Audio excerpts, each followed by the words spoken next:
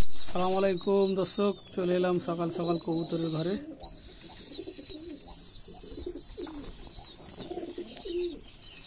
আপনার কবুতরকে প্রতি মাসে এই পাউডারটা খাওয়াবেন।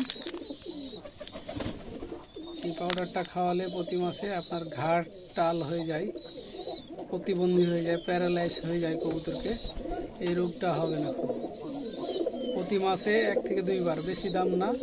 এটা হলো 15 টাকা দাম 10 গ্রামের গালা, আর 20 গ্রামের গালা 30 টাকা দাম। 1 লিটার পানিতে 1 গ্রাম। 4 থেকে 5 দিন খাওয়াবেন, আপনার কবুতরকে ঘাট টাল রোগ হবে না।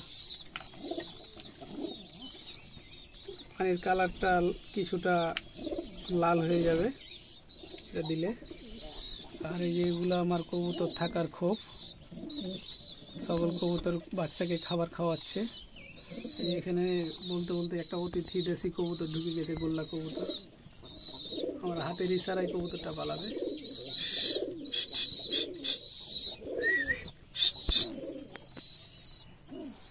আয় আয় আয় আয়।